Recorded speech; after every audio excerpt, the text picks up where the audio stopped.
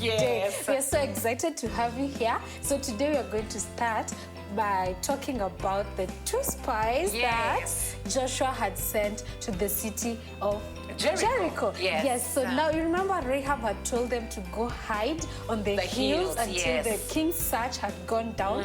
So now they came down the hill and crossed the Jordan River and went to Joshua, and they went to him with a very, very good report. They were very excited. They were very excited, and they told Joshua that the land of Canaan belongs to us. The Lord has given us the land of Canaan because the people in that land are very terrified of us. So that just showed them the Lord had already given them the land. So the people are so excited, and the next day they started their journey to the promised land. And so they carried their bags and everything that they had. And they moved and went and camped at the at the river banks of River Jordan. Yes. So now the thing is, when they got to the river bank of River Jordan, they couldn't go forward. So that's why they camped there for about 3 days, right when they got at the bank of River Jordan. And then they were given instructions. And God actually talked to Joshua, and he gave him instructions on how things need to happen. And so Joshua, he actually chose the army actually went in, the leaders went into the camp and started giving them the instructions that God had given them. And this is what he told them, that he told them to go and tell the children of Israel that when they see the ark of the priests carrying the ark of the covenant, that they need to get ready and start moving. And you know the difference now this time? Before, well, was it the priests leading them? No, so before, when we talked about how they used to move around, when God told them to move, so they used to move, they would start with the tribes on the eastern side of the tabernacle, then they would start the journey, then they would be followed by the tribes on the southern side of the tabernacle, then the tabernacle itself, the priest would be in the middle, and then the other tribes from the west side and the north side would follow. But this time they're doing it differently. They're doing it differently because now the Ark of the Covenant is not in the middle, but in front of them. And the reason why God gave them that instruction, because the Ark of the Covenant represents the presence of God. So the presence of God is the one that was going to go before them. And this was just a show that God was leading them this time round. This time round it was not the other tribes, but it was God who was leading them. The other instruction that they were also given is they were told that they need to be like almost half a mile away, like about 800 meters away from the Ark of the Covenant. They needed to keep their distance from the Ark of the Covenant. Why did they need to keep their distance? Because that was the presence of God. They could not come close enough to it, so they just needed to keep their distance, but follow the route that the priests will take. Because remember, they had not been on that route before. Then Joshua also told them that they needed to cleanse themselves because God was now going to do so many great things for them. So Joshua told them, cleanse yourself. So now the instructions were, the priests are the ones who are going to lead. Keep your distance. And then after that, they also needed to cleanse themselves. So now 3 days have gone. The next morning, early in the morning, Joshua talks to the priest and he tells them to pick up the Ark of the Covenant. And so the priest picked up the Ark of the Covenant. And then now Joshua went back and he started telling them that, he started talking to the children of Israel and he told them, God has already given us this land. And even though there were so many people, there were so many tribes, I can't say all of them. There was the Jebusites, the Canaanites, the Perizzites, there were so many ites in this land, but God said that I already have given you victory. So actually Joshua assured them that that is our land. So what you just need to do, follow the instructions and we will get there. And so now they stand up and they're confident, and the priests actually pick up the covenant. Now, the thing with what was happening at the Jordan River, it was at flood stage. It was harvest time, and the waters were flowing. Oh my goodness, heavily. there was a lot of water. A lot of water. You couldn't just cross like any other day. And if you've ever seen a river at flood stage, it carries even trees and things go from one end to the other, and it carries a lot of things. So there's no way they were going to even be able to go in there. Maybe the young people would have been, the young men. But now would have swum themselves. Yeah. But now remember, they have women, they have children, they have their animals, they have their sheep, they have their cattle, they have all these things that they need to carry. Needed to carry. So there was no possible way that they were going to be able to cross this river. When it was overflowing like that, yes. So God gave an instruction to Joshua. Yeah. And Joshua was to tell the priests that I want you to carry the Ark of the Covenant, which represented the presence of God, and I want you to step into the edge of the river Jordan.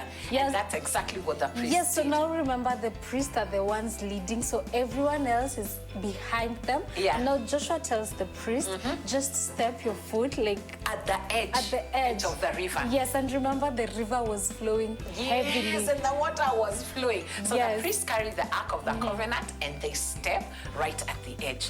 The moment they stepped at the edge of the river Jordan, the water actually stopped flowing from up. Yeah, where the river was coming. Slowly. Yes, it started flowing sluggishly and going very slowly, and it started going slowly, and then it completely stopped. No more water. Yeah. And the priest was standing on the riverbed. Yes, on the dry riverbed of River Jordan. There was no more water. Yes. And you know what the priest did? They continued walking and they stood right in the middle. Yeah. Yes, they stood in the middle of the riverbed of River Jordan. Yes. And then immediately after that, the children of Israel started crossing. All of them. All their numbers. And imagine, it was a whole multitude. And they crossed carrying their things, carrying their stuff. Yes. And it was all going, and they were going to the other side of the river. And they were actually walking like right on dry ground. Imagine. At the riverbed. The same way the Lord had performed a miracle for them on the Red Sea. Yes. That's the same thing that happened on River Jordan. Yes, so the Red Sea, it was dry ground. Yeah. And then even here, it is a dry riverbed, and they're crossing, and they're going to the other side. Now remember, the priests are standing right in the middle. And they have the Ark of the Covenant. Yes, and they're holding it, and it's heavy, but they're standing with it, and they're holding it. And then there was also another instruction. So Moses had already chosen 12 men from the 12 tribes of Israel. Joshua had already chosen 12 men from the 12 tribes of Israel. And he gave them this instruction that even as they are going, that they need to pick up stones, each of them to pick one stone to go with it on the other side of the river. They're actually supposed to pick the stones from where the priests were standing. Like right on the riverbed where the priests were standing. Each of the 12 men was supposed to pick a stone and cross with it to the other side. Yes, and that's exactly what they did. So they picked up the stones and they crossed. And then the priests were standing there and they waited for the whole nation of Israel to cross and to go to the other side. So when the whole nation of Israel crossed and it went to the other side, when they were there on the other side, they were actually waiting and they were watching the priests. And the priests now continued. Remember, they were in the middle of the river. Yes, and they crossed and they went to the other side. On higher ground. And the moment the priest stepped on higher ground like this, the river, all the water. Yes, went back to its normal state. Remember we said the river was flooding? Yes. It was overflowing, so all the strength the water had at the beginning before it stopped came back and the waters were flooding again. Imagine. The river was...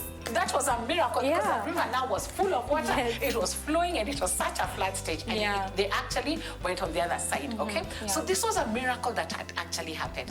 Now the 12 stones that they had picked up, okay? When now they went on the other side and they camped at a place called Gilgal. Joshua was able to take these 12 stones. He was able to pile them up. And the reason why they were piling them up is so that they could become a memorial. Yes, they needed to become a memorial for the children of Israel. Yes. Then God also told, God is the one that gave this instruction. And so Joshua was told that even when your children's children will ask about this pile of stones, you will tell them that the river Jordan stopped flowing when the Ark of the Covenant was crossing. So that was a miracle that God did for the children of Israel. And so Joshua piled up the 12 stones and it became a memorial site. It became a memorial site so that they can can remember that God actually stopped the River Jordan for them, and they were able to cross and to get to the other side. And that is a wonderful thing for us to know, children. We always need to remember that when God is with us, when the presence of God is with us, we can do anything. Anything. Yes. It doesn't matter what is ahead of you, whether it's overflowing rivers or mountains or anything. It doesn't matter. God will always be there, and he'll always take care of you. All you need to do is to remember to allow the presence of God to be there with you. Don't get tired. You know, the Ark of the Covenant was pretty heavy. But yet, at the same time, the priests stood there and they continued following instructions and they waited. But then when they got to the other side, and the moment they stepped on higher ground, the river actually came back and it continued to flow. So children, always remember, when you have the presence of God, he will always take care of you. It doesn't matter what it is. You cannot do. Yes, there is nothing that is impossible. So now what we are going to do, we are all going to stand up. Okay, and we'll be able to share a song together that will help us remember this lesson. So everybody stand up. Hi kids! It's time for us to sing our song. Now we've just learned about how the Israelites allowed God to lead them into the promised land. So now we're going to sing about us letting God lead us wherever he will let us go. So let's sing this song together. Everybody up on your feet and let's sing this song.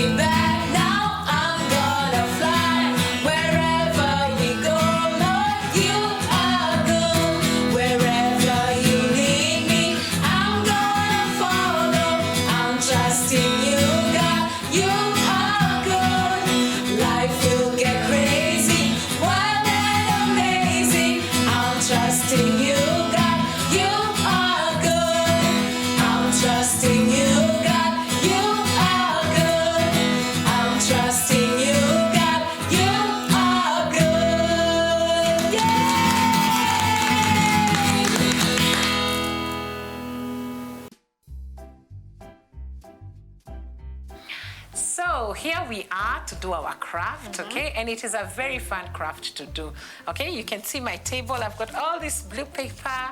I've got blue ribbon, you know, and I'm able to stick it. So what we are going to need for today, okay, is some ribbon, of course, the one that you can see right here. And the other thing that we are going to need is a manila paper. This is, let me turn it over so maybe you can be able to see. This is a white manila paper. And what I've done with the manila paper is I've taken a brown color, which is right there, and I've colored every part of it, everywhere, and I've colored it brown. And the reason why I've colored it brown is so that it can be a representation of the riverbed. Something else that I've also drawn on my brown manila paper is I've been able to draw some rocks. Okay, so this will be a whole manila paper. You'll be able to draw some rocks. Now, here comes the fun part. This, what we have right here, is some ribbon. So what we've done with this ribbon, it was just one thick ribbon, and we've been able to cut strips out of it, okay? Now, this ribbon, we are able to staple it. Now, I want you to take a look at this part. Okay? So it comes from one end all the way to the other end. And this is the river when it was flowing, when it was at full flood stage. It was able to flow all the way. But then when the priest stepped into the river, it actually stopped. At some point. At some point it stopped and there was a dry riverbed. Okay? So I'm going to show you how I was able to stick these ribbons here. So what you do, let's turn this the other way around so that I can be able to show you how I stuck the ribbon. So what I used is actually stapler. So I take the ribbon, okay, and I place it like on the paper, and I make sure on one end I've stapled it in. Okay, so it's holding there, and then I make the waves, because when a river is at flood stage, there are all these waves that come out. And then when I do that, I make sure I take my stapler and I come all the way right in. Let me show you. I actually rolled my paper a little bit this way so that I can be able to staple. Okay, so you kind of like fold your paper a little bit inward, and then after that you use your stapler to staple. So what you do is this ribbon right here, you carve it a little bit, and then using your stapler, you're able to staple right there, okay?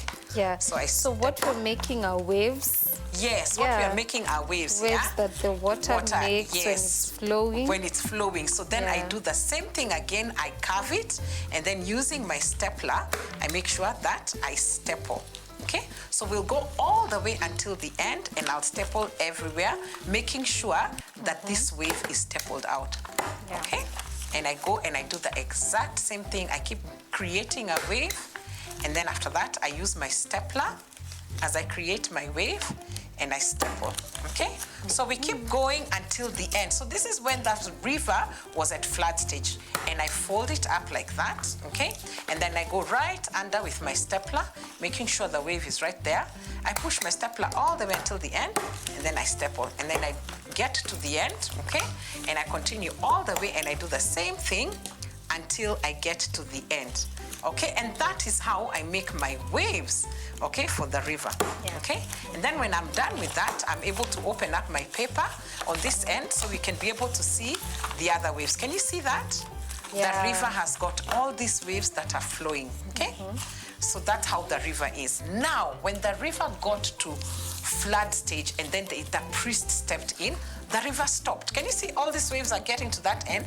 But on this end, the river has stopped. So I do the same thing, and I use my stapler right there on this other side, and I'm able to staple at the end there.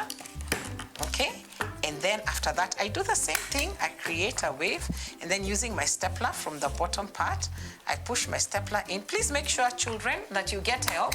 I don't want anybody stapling their fingers when they're trying to make their waves, okay? And then we do the same thing. We make a wave, and then we staple.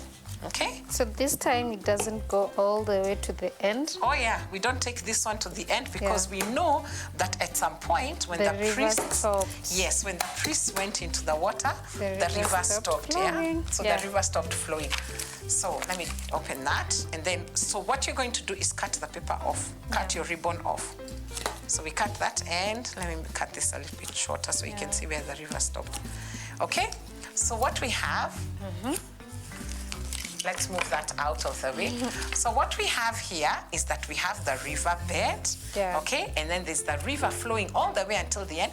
And then there's a point where it stopped. It stopped. Okay? And there are stones right inside the river. And these are the stones that the 12 men that were chosen, that they collected them, and they collected from 12 stones where the priest was standing. When they collected that, and they were able to make memorial, so that when their children asked them, what are these stones for? They were able to say, this reminds us of the day when God's presence in the Ark of the Covenant, when it stepped into the river Jordan, it stopped. And then we were able to cross and go to the other side, okay? So that's our craft for today. If you're able to make it, it's a very fun craft to make so that you can be able to have the riverbed and all the waves going through, okay? So that's it for today, children. We'll be able to see you next time, and then we're going to see what happened to the children of Israel after they were able to cross the Jordan River and go to the other side. But for now, bye!